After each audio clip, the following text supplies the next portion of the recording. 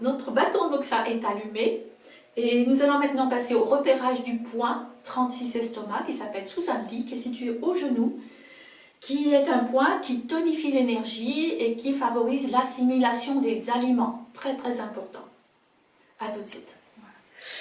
Donc on va repérer le point. Pour repérer le point, il faut repérer la rotule. La rotule, c'est l'os là qui empêche le genou de partir en avant comme ce serait le coude. Sous la rotule, on a deux creux. Donc tu peux les repérer en même temps sur l'autre côté, tu vois. On a deux creux. Ça va être le côté externe qui nous intéresse, c'est-à-dire le côté du petit doigt de pied, côté externe. Donc c'est toi qui vas mettre ton index ici et tu vas mettre tes doigts comme ça. Voilà, descends, descends, ton index. Voilà. Hop. Voilà. Ici, on a le tibia, on a la crête tibiale. Donc, il faut que tu avances, non pas que tu avances, que tu redresses un tout petit peu ta main. Comme ça, voilà. Donc on a la crête tibiale. On regarde les doigts du monsieur, la largeur du doigt du monsieur. Et on regarde que on va vouloir garder une largeur de pouce par rapport à la crête tibiale. Son pouce est légèrement un peu plus gros que le mien. Donc je vais marquer le point. Hop. Voilà. Donc je vais marquer le point. Alors la crête tibiale est là. Mon pouce est ici. Son doigt est un peu plus grand. Un peu plus large, pardon. Voilà. Donc ça c'est un crayon de maquillage. Hein, ça s'en ira facilement. Et donc si tu veux, tu peux vérifier ta largeur de pouce par rapport à la crête tibiale. Bon, c'est pas pratique. Hein. Non, c'est la largeur du pouce. Comme ça. Avec ton autre doigt peut-être. Non, là, ça. Comme ça. Ça. Ouais, non, là, on chicane. Je couperai sûrement cette partie-là. C'est pas la peine de chicaner. Voilà. Donc voilà, tu as vu ton repérage. Ouais. Alors après, ce qu'il faut observer aussi, on a mis une marque, donc tu peux enlever ta marque. C'est remue tes orteils un petit peu. Voilà. Tu vois que le point est situé sur un muscle qui bouge quand tu remues les orteils. Si tu mets ton point ici, il n'est pas bon.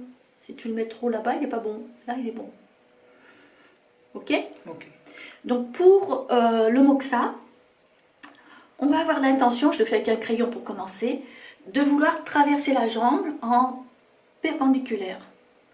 Comme ça. Alors on ne va pas faire ça, on ne va pas faire ça.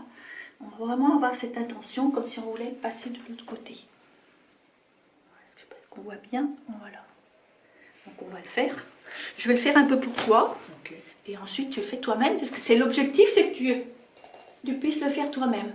Donc pour continuer l'utilisation du moxa, on va avoir prévu un endroit où on est sûr que personne ne va venir pousser ton coude derrière, parce que ça brûle plus qu'un cigare. Donc il ne s'agit pas de se brûler.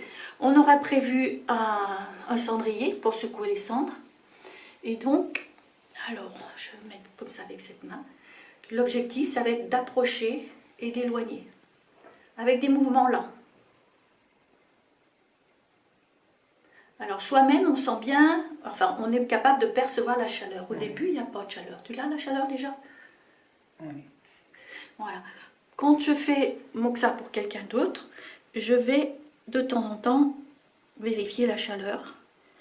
L'objectif étant que la chaleur rentre progressivement à l'intérieur. Donc on est sur le méridien énergétique de l'estomac. Donc le point aura une action sur l'estomac lui-même, mais sur toute la sphère digestive. Alors combien de temps? Pour le moment, c'est pas très chaud encore. Hein,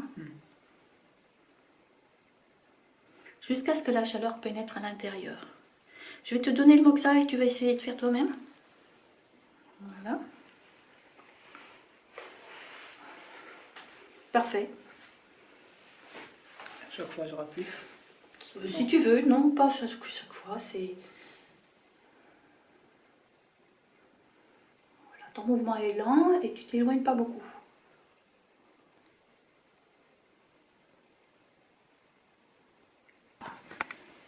Parfait. Voilà, c'est exactement le bon geste Pas trop rapide, pas trop rapproché. Jusqu'à sentir la chaleur qui pénètre à l'intérieur. Alors, la caméra pour montrer qu'il a calé son coude sur la coudoir du fauteuil. C'est important de caler son bras contre soi si c'est pas un fauteuil, de façon à être vraiment maître de son geste. Là, ça devrait commencer à chauffer à l'intérieur. Hein. Si tu touches, ça fait quoi? La peau, elle est comment? Permet. Un peu raide. Ouais. Alors, on va dire, là, ton orientation elle est un petit peu haute, hein, descends un tout petit peu. Voilà. Donc c'est important de mettre un petit coup de crayon, parce que ça permet de bien se rappeler le point. Et c'est une pratique finalement qui est méditative. Alors je vois que la fumée te monte carrément dans le visage, ce qui n'est pas très agréable. Donc tu pourras aussi t'installer autrement. Ouais. Alors pourquoi il a installé son pied sur un tabouret? Tout simplement parce que la fumée lui montait trop au visage. Donc cette position-là fait que la fumée va monter droit vers le ciel et pas venir sur le visage. Donc je ne monte pas le visage parce que j'ai beaucoup de respect pour les personnes et que l'important c'est surtout... Et là c'est plus intense au niveau de la chaleur. Ah oui, maintenant ça doit vraiment chauffer, c'est suffisant. Voilà, donc il va être temps de pratiquer sur l'autre jambe.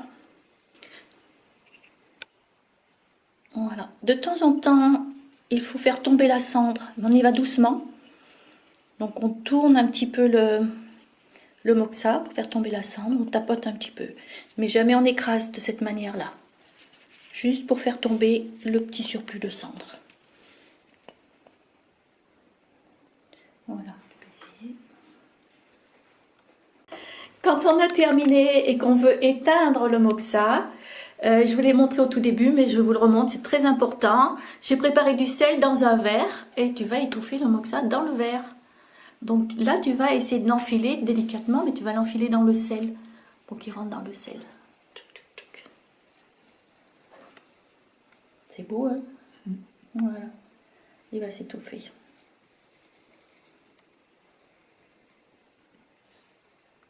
Voilà. Et on le laisse dans le sel jusqu'à la prochaine fois. Ne jamais éteindre le moxa sous le robinet, il ne faut pas le mouiller. Et ne pas le laisser brûler dans le cendrier. Je l'ai déjà dit, mais c'est bien de le répéter. Voilà, tout est dit. À bientôt.